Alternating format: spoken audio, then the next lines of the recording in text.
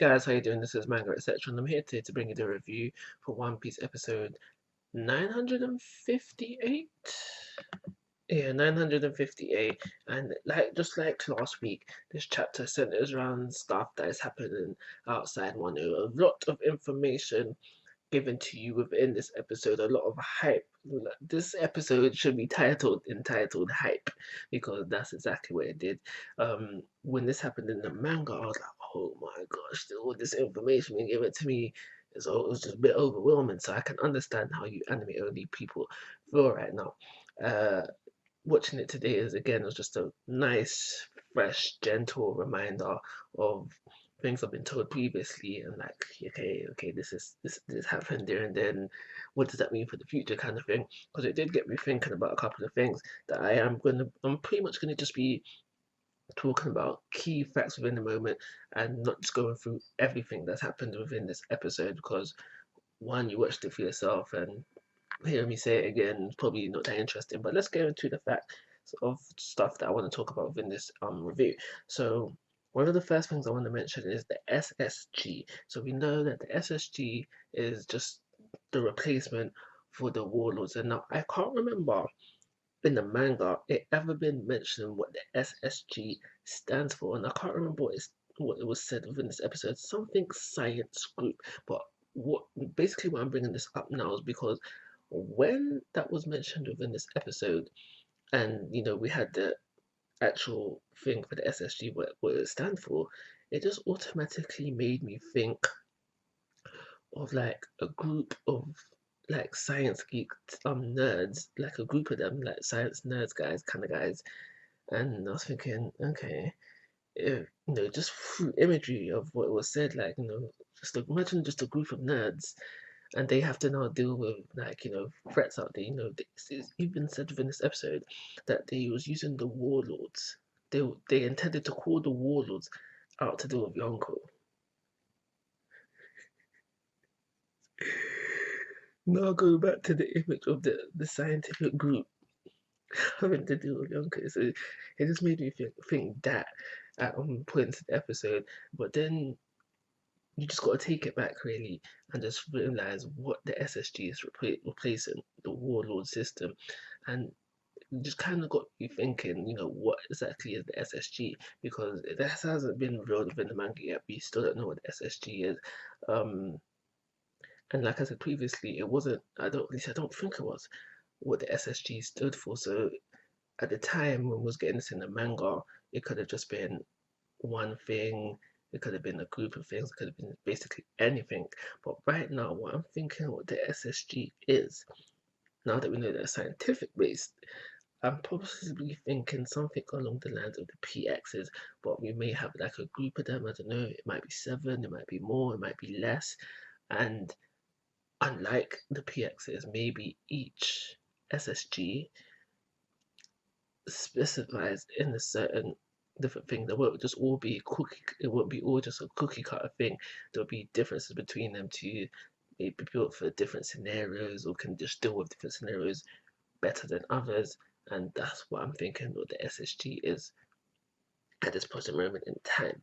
So we learn about the God Valley incident, and the very important things of that is that we find out about the Rocks Pirates, and the Rocks Pirates were just a pirate group full of big names, not just the Yonko themselves, but other big names as well. I can't remember the names that was mentioned, but what I do remember is Captain John. And now I'm not gonna lie in front and say I remember this straight off the gate the first time it came around, but when you go back to Thriller Bark, one of the Komori's men was Captain John. So there's a link back there. So it just made me think as well. Will we ever see any of the other big names of the Rocks Pirates appear within the story? Maybe even the small names. Maybe even the small names, because even the small name people could be quite big, quite powerful right now. It is possible that we could see them again, but I don't think it's very likely. But I would like that. That is something that I would like. Um, as the episode goes on, we find out just why Roger doesn't want to be an admiral, and it's joked about previously. He's like, oh yeah, Garp, why don't you become an admiral? I heard you was offered the position. And then you find out that Garp says that, oh, I can do as I please within vice admiral position, so I'm staying here. But we basically find out why that exactly is within this episode, and why he's just able to just take the piss out of the celestial dragons when he comes across them within real life. I think we saw that in the reverie. Um, so yeah, we learn all of that, and it's just the D in him. It's the D in him that doesn't allow it.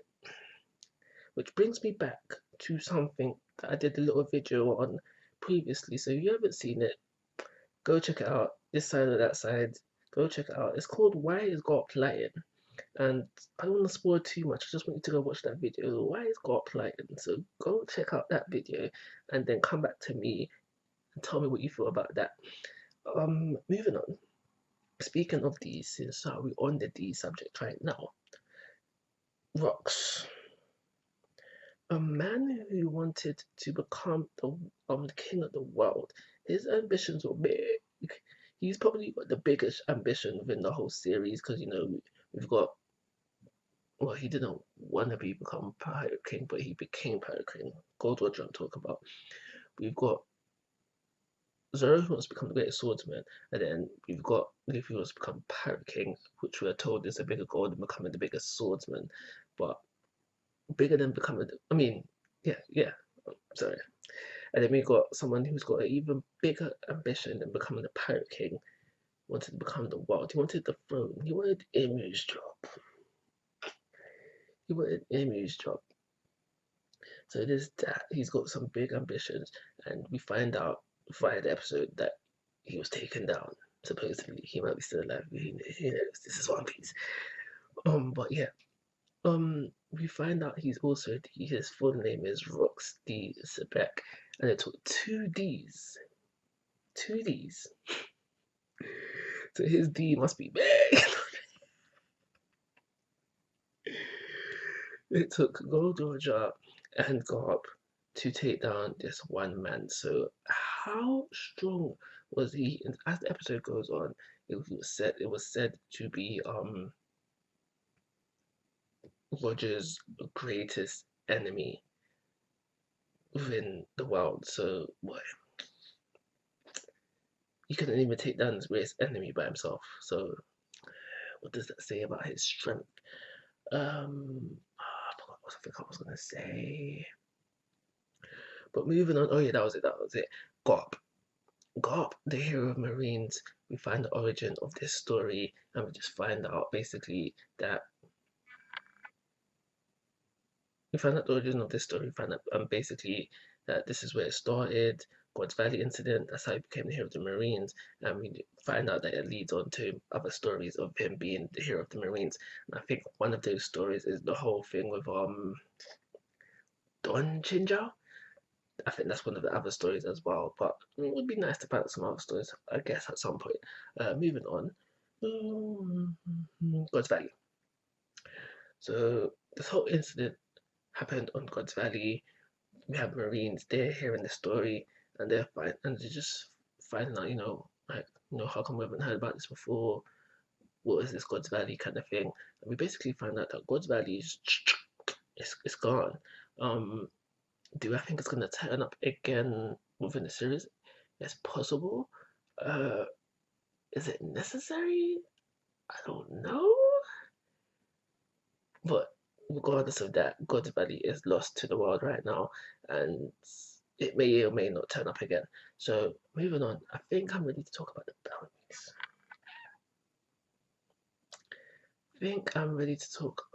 bounties.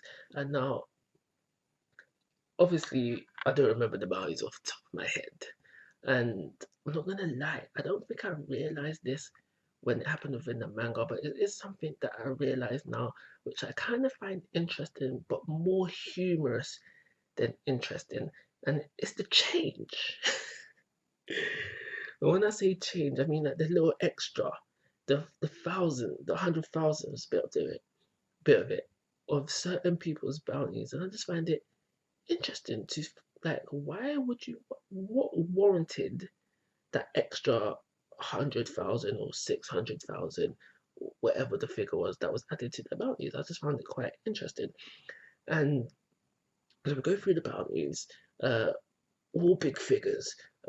Within the Yonko, Kaido had the biggest, which is cool, but you need to remember bounty doesn't equal power level. And like I said, we go through them. Blackbeard had some change, Shanks had some change, and it's interesting because we find out during this time that Shanks is the youngest by age.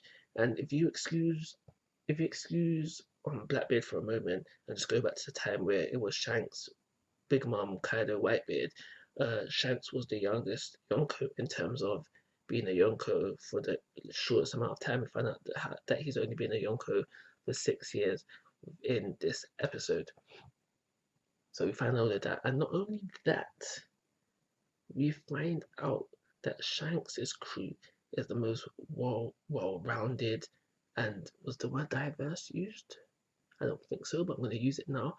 But it's basically hinted at in like in terms of strength, Shanks has got the strongest crew. Like he's got the strongest commanders. He's got the most balanced crew. Let's just leave it like that. And then after we find out the bounties for the Yonko, something you probably, as an anime only watcher, you probably wanted to know for the longest of time. They take this episode a step up further and deliver us Whitebeard's bounty, 5 mil, in the 5 mil range. And not only that, like, so they slapped you in the face with Whitebeard's bounty, and then they slapped you on the other side with gold watches, which is a 5.5 and change bounty. Are you nuts? This is what you're dealing with right now. 5 mil, 5.5 mil and change. And now it's exciting, but you need to remember bounty does not equal power level. But it does bring up 2 points for me that I want to quickly discuss with you now before I wrap this up and give it a rating and then call it a review. So, Dragon, Monkey D. Dragon, currently is the most, it's been said that he's the most wanted man in the world. So, would that mean his bounty is higher than Gold Rogers? And now, I think it is possible because Dragon is a guy who is directly imposing the world government on what they're trying to do, what they're trying to achieve. This is what Dragon's doing directly. With pirates in general, they're just having fun just breaking laws, indirectly opposing the world government, I would say. But because we have someone who's doing that directly, I think it's for those reasons that it is possible for Dragon's bounty to be higher than Gold Rogers. If it was to be, I don't think it would be by that much. But I personally feel like that's not enough for it to be higher. So I don't think it will be. I'm thinking Dragon's bounty will be higher than Kaido's, but less than Whitebeard's at this present moment in time. And that's simply because I don't know how strong he is yet. His actual strength, when we see that, that might factor into it a bit more, and where I might raise his bounty a bit higher up. It could lay it between Whitebeard's and Rogers. That would be good as well. The last thing I want to mention is that how I'm thinking about Luffy's bounty at the end of the day, at the end of the series. What is that going to be? I know it's the cliche shonen trope for have the new generation past the old generation, but I kind of don't want to. I kind of don't want to follow that. I kind of want One Piece to be different, where at the end of the day, Luffy achieves all of these things. He may achieve things greater than Roger ever did, but at the end of the day, he still doesn't. He still that kind of doesn't make sense. But he's at the end of the day, he still doesn't measure up to Roger, and that therefore his bounty would fall in between Whitebeard's and his Paul Rogers. That's what I want for the series, but I don't think we'll get that.